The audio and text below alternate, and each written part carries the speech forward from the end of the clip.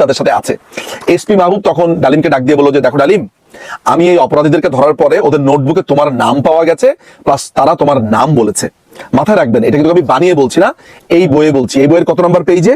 এই বইয়ের 469 নম্বর পেজে যা দেখেছি, যা বুঝেছি, যা করেছি।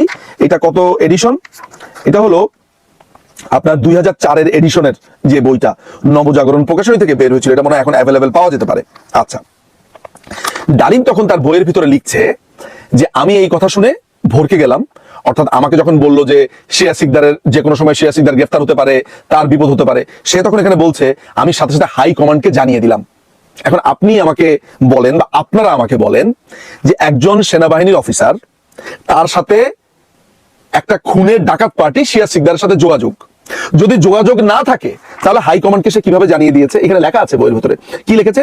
সংবাদটা যত তাড়াতাড়ি সম্ভব সংশ্লিষ্ট মহলে পৌঁছে দিতে হবে, সাবধানের মান নেই। পরদিনই খবরটা জায়গা মতো পৌঁছে দিয়ে সাবধান করে দেওয়া হয়েছিল। তার মানে এই ডালিম, এই খুনি ডালিম, বঙ্গবন্ধুর খুনি ডালিম, তার সাথে শুধু সে সেনা পরিষদই গঠন করেনি, সে শিয়া সিকদারের পার্টিও করতে হবে, তাদের সাথে সংযোগ ছিল। এই মোটা দাগে এই প্রশ্নগুলো করলাম। আরো অনেক ছোট ছোট ছোট ছোট ইস্যু নিয়ে আপনার সাথে আলোচনা করা যায়, কিন্তু মোটা দাগে এই প্রশ্নগুলো আমার মাথায় এসেছে এবং আমার মনে হয় এই প্রশ্নগুলো ডালিমকে করা দরকার। এছাড়াও সে বলেছে যে শহীদের সংখ্যা নিয়ে কথা বলেছে, বুদ্ধিজীবীদেরকে হত্যা নাকি ভারতীয়রা করেছে, পাকিস্তানিরা করেনি।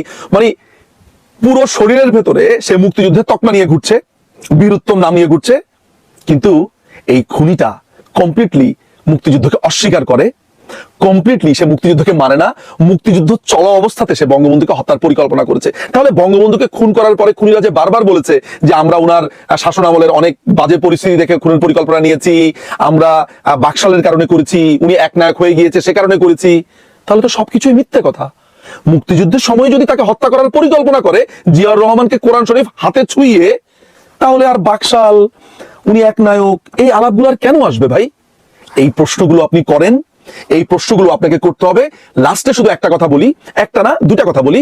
একটা হচ্ছে যে তিনি বলছেন যে বঙ্গবন্ধু ইংরেজি ভালো বুঝতেন না, সে কারণে নাকি সিরাজুল হক তাকে 3 লাখ বলেছে, তিনি 3 লাখকে 3 মিলিয়ন মনে করেছেন। কিন্তু আশ্চর্য হয়ে যায়, রাশিয়ান পত্রিকা প্রাভদা 2রা জুন তাদের নিজস্ব পত্রিকাতে প্রকাশ করে যে 30 লক্ষ হত্যাকাণ্ডের শিকার হয়েছে, যেটা পরবর্তী সময় অবজারভার এবং মর্নিং নিউজ একটা পত্রিকা ছিল, তারা এটা পাবলিশ করে যে প্রাভদার বরাত দিয়ে যে প্রাভদা 30 লক্ষ বলেছে। এবং বঙ্গবন্ধু বলার আগে তাহলে রাশিয়ার পত্রিকা 30 লক্ষ বলেছে, তার মানে বঙ্গবন্ধুই প্রথম না, তার মানে বঙ্গবন্ধু এই 30 লাখ আলাপের কথাটা তোলেন নাই। আর এই মুক্তিযুদ্ধের সময় পাকিস্তানি বাহিনীর হাতে সরাসরি গুলি খাওয়া ছাড়া সেখানে অনাহারে, অর্ধাহারে, তারপরে পালাতে গিয়ে, ঘূর্ণিঝড়ে, পাকিস্তানি সেনাবাহিনীদের অত্যাচারে লুকিয়ে থেকে বা প্রাণ বাঁচাতে না পেরে বিভিন্ন ভাবে যেগুলো মারা গেছে সরাসরি গুলিতে না, সেগুলো কি গণহত্যার আওতায় পড়বে না? যে ওই কাজটা না করলে এইটা হতো না? এই কথাটাও বা এই প্রশ্নটাও আমি আপনার প্রতি ছুড়ে দিলাম। শেষ কথাটা আমি বলবো যে বিএনপি আমলে ডালিমের ব্যাপারে একটি দুর্নীতি তদন্ত হয়। দুর্নীতি তদন্তটা কি? ডালিম কেনিয়াতে হাই কমিশনার হিসেবে ছিল, সে হাই কমিশনের নাম ব্যবহার করে মদ আমদানি করতো এবং হাই কমিশনের টাকা দিয়ে মদ কিনে সেগুলো আবার কেনিয়াতে বিক্রি করতো, নাম্বার 1।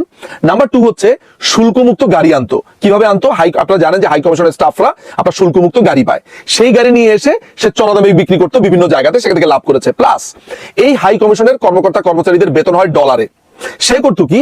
ডলারের যে এক্সচেঞ্জ রেটটা আছে সেটাকে কাজে লাগিয়ে ডলারটা সে ভাঙিয়ে ফেলতো, ভাঙিয়ে ফেলে সে টাকার মূল্য মানে কর্মচারীদেরকে বেতন দিত। এটা নিয়ে অসন্তোষের তৈরি হয় এবং তার ব্যাপারে তদন্ত হয় এবং তার এই দুর্নীতি তদন্তের ব্যাপারটা আমরা জানতে পারি 13ই জুন 1995 সালে, তখন বিএনপি সরকার ক্ষমতাতে, এবং দুটো সদস্য বিশিষ্ট ব্যক্তিকে এই তদন্ত কমিটি দেওয়া হয়। পরবর্তী সময় ডালিম এই তদন্ত কমিটির সামনে না এসে পালিয়ে যায়, সিন্স দেন সে পলাতক। তার মানে যেই লোকটি দেশ পরিবর্তন করে দিবে, দেশ এই করবে, কোরআন শরীফ হাত ছুঁয়ে বলছে, বারবার আল্লাহর নাম নিচ্ছে,